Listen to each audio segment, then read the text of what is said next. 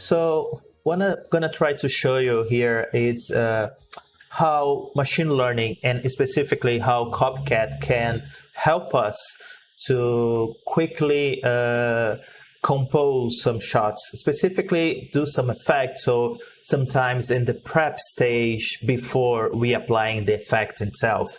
So like some technical work between A to B, or even like creative effects. But what is happening here with CopyCat and machine learning itself and 2D world or images, how we compositor deal with pixels with image. So what happening here is we can specifically train CopyCat models to attack specific tasks that we have on some shots, because even sometimes we have these effects, they are pre-built to do something, and then we somehow have to be creative in how to use those effects, because shots change, because every time clients have some decisions, and we are dealing with a bunch of variations, so it's hard to predict how the shots are going to be. So having pre-trained models, it works perfectly as well, but sometimes you really need specific training, and this is where CopyCat gets very useful, because we have this particular shot or particular effect or even this particular task that sometimes pre-built effects doesn't work, because maybe the lighting on that or even that specific movement on that particular shot, it doesn't work any plugin. But then we have to be creative, and machine learning and CopyCat can help us to train specifically to that task. So that's what I'm gonna try to show you here right now. So here I have the shot, and this is a shot that I worked a few years ago. And what was special about the shot is how many layers of photos we have to comp on these shots. And what is happening is every time we move, let me play the shot. Every time we move, you see like variations of lighting, variation of shadows. Even here, you have variations of, the perspective of the tracking markers. So all these red tracking markers we need to remove in order to compose these pictures on top. And there is a bunch of ways to approach this shot. One of them is trying to clean these tracking markers and in a very realistic way, so we can keep all the lighting. Like if you see in here, we have this big lighting happening there, but not here. So if you can clean this up, and like even in this in the shade, and just have a clean plate of this without tracking markers, we can use these lighting variations to compose on top of the pictures.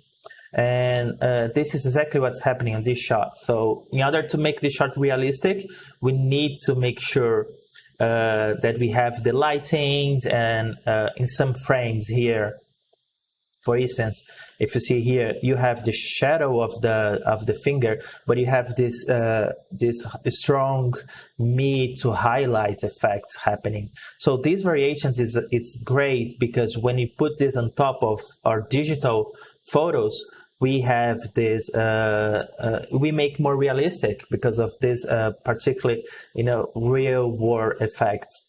So we could, before machine learning and CopyCat, we could easily, go in here and go tracking markers by tracking markers. And then what we can do is place that and manually removing one by one, and then remove this manually. So as you can see here now, I'm going to apply traditional 2D effects.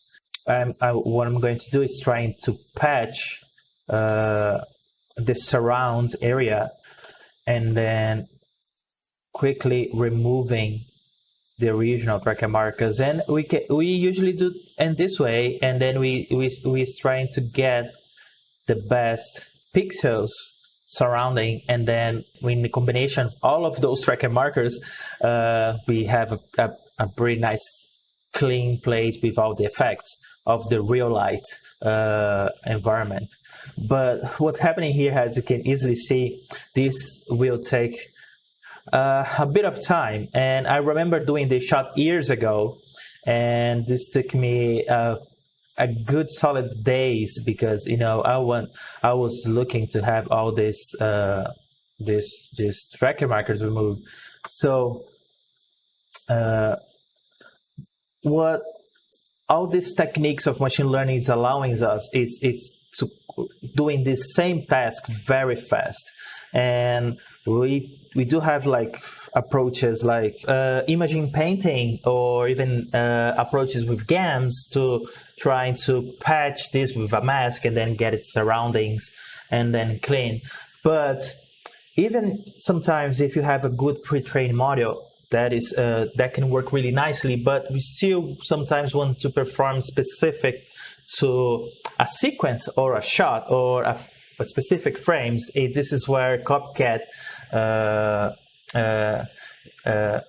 getting very useful.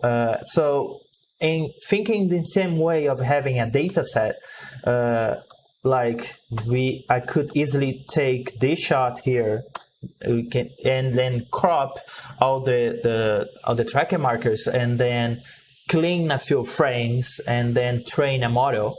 So that is usually what we try to do with machine learning. So we have our original shot, and then we can have a ground truth, and then we hopefully, when this is very well training, the model will be learn how to reproduce these results. And this was manually clean. But what's happening with this approach, which is also amazing, is we, as a compositor, we'll have more tasks to do.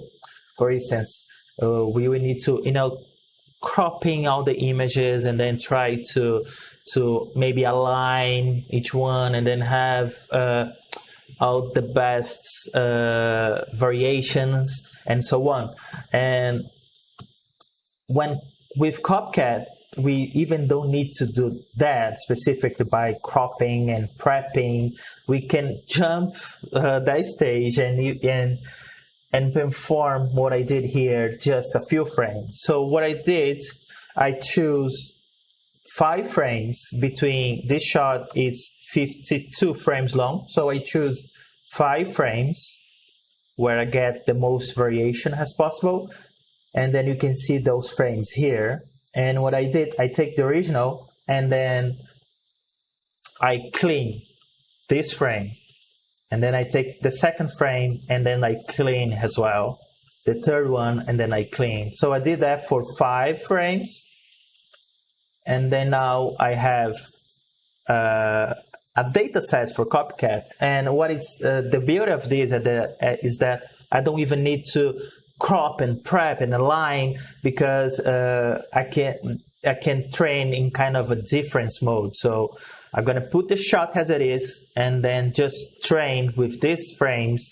and then when I apply the model that was trained, I'm gonna just apply on the shot without worry about cropping, without worry about coding or prepping, and that is really, really helpful. So here, as you can see, I have my model, and then I'm using two RTX 8000s, and then I'm using that to train the model on those 5 frames. And I did that a few times, as you can see here. And then that is also great, because we can start the training, and then you can stop the training, and then I can just inference that, see the results, and continue working. And that is exactly what's happening right here now. So I trained the model. I training and stopped training around 10 to 20K. And then I figured out the best result was this one. So I was quickly just stopping, testing, continuing training. I got my model and then I'm just inference right now, and this is real time. That for me, it's the best. So you see that the model, this is running the model also with the same RTX 8000s, and then when I just hit play, the model starts to just cleaning almost in real time. So this is running kind of live right now, and yeah, this is working. And what is great for me is that I just fed the model with 5 frames, and then now it's applying and pretty much done. I remember having this, spending days on this approach here in order to get, but now I'm just training. And what is great about this is we can do other tasks while the machine is training. So we can put this for training in another machine or overnight, and then we can have kind of this as AI machine learning assistant. And this is exactly what's happening here now. And then you see that is removing and keeping the surroundings. Another thing that I really like of this approach, it's the ability of have more, we train the model, and if the model is very well trained with a good data set, and remember this was just 5 frames, so this could be even better if I have more frames to the model for training. But with those 5 frames, imagine that we have this shot, and I'm gonna apply some augmentation on it, so some transforms. And so here I'm applying some rotation, some scale with some rotation. So this for the model, it should be a completely new frame. And then what's happening is when I apply the model here now, let's apply the same model. It's just it's just apply again. Let's put another frame, and then you see that it's all clean. Let me remove. See there, and let me apply the grain. So finish this comp, and let me compare to the original one, which is before the transformation, and then after. You see what's happening. It's really removing, or if you want to really compare, so I can apply the same argumentation to the original one, and then you can compare like that. And you see, this is a completely new frame, you can even say new shot. And then when we compare very closely to that and the original one, it's very much clean. And this in the past took me a long time to do it. And yeah, this is really great to have in comps right now, especially for prepping stages like this one, and really helpful, especially if you have a good hardware for training and speed up the process. Let's remove this transformation. And now let's do this even harder. Imagine it, we do have AI machine learning models to do retiming. We saw in the past like NVIDIA doing these amazing approaches to do retiming. So imagine if you retime this shot. So we're gonna create frames that we never saw before. And this is, so when I apply a retime here, I essentially creating completely new frames, because this is low down for different speeds, as you can see. So go faster, go slow. So for instance, if I put some keyframes here, let's actually create this right now. So let's kill keyframes. I'm gonna create some handling. So here I'm gonna slow down. So here I'm going to speed up again. Let's speed up more. So, and here I'm going to slow down this again. So you see that it's because this is based on an optical flow, a traditional method of applying and create completely new frames. Sometimes this does create some artifacts. So what's happening here in this between frames is we are creating a completely new frames that was never planning to have it. And so if I wanted to do this manually, I would have to just redo the shot again, because all my manual masks like I had here and all my scales, everything would be completely different. Imagine by doing this slowdown or this time warp, we are just completely having a new shot. And when we try to apply the model, it's just remove it. This is a completely new frame. When I pass, you see it there? You can see by having these artifacts, we know for sure this is a very new frame. And you see the model is trying to remove. Even with the artifacts, you see there, these artifacts happening there, it's actually removing as well. Because the model was trained to remove this type of pixels, so why not the artifacts and actually working? So when I apply the grain, just matching the grain from the original, we pretty much have it clean, which for me this is really amazing, especially for artist's perspective, that we can you see what I just did here. Even let's push even more and create like argumentation on the shot, and you see you just do it again. And if I want to render this in real time, applying the retiming and then having the whole thing, it's just doing it.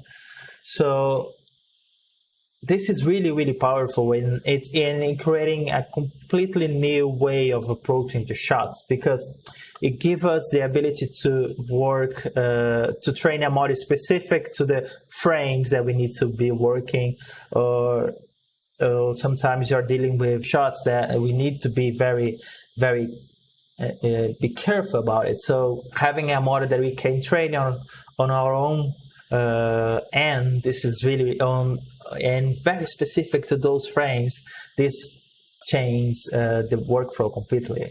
And that is where CopyCat came, because this is really great, and for sure, not only for this, but other tasks we'll be able to apply effects like that. So yeah.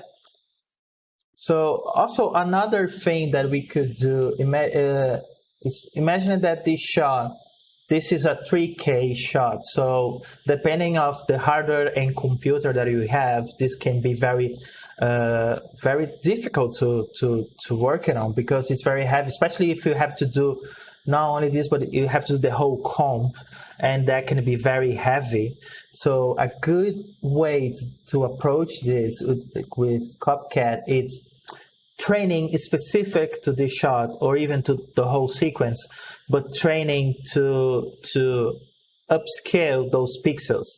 So what you can easily do here, for instance, is I have this a native 3K resolution, and then what I can do is resize this for full HD. So let's resize this like 0.5%. So let's say I want to this in half. So now this is half resolution that we had before. You see that you're losing a lot of definition because you're now half of the percent here, like it's not even 1080p anymore. So this allows to be very, very applying effects really, really fast. So what we can do here now is adding a CopyCat and make sure that my ground truth is going to be the original one and my input is going to be my resize one. And now what I can easily do is it's training. So CopyCat is going to be training with ground truth, the original one. And when we zoom like that, let's see those record marks that has resolution. And this one, which lost a lot of rest. And then now I can just put for training quickly. And since I have two RTX 8000 here, I can just push this to looking for details. And let's clump this. Since we have 2. Let's add off. So bed size of 25, and then I'm training a model to just to understand the difference of the resize specific to that shot. And then if this is well trained, as you can see here now, it's trying to understand the differences, as you can see there. And then once this is well trained, we'll be able to just resize in the end, so we can do all our effects in the not very small, but in small resolution, and then quickly compose the shot and then apply to up-res again and make the shot even faster. So that's it. Hope you have enjoyed, and thanks Foundry, and thanks everyone. Thank you. Bye.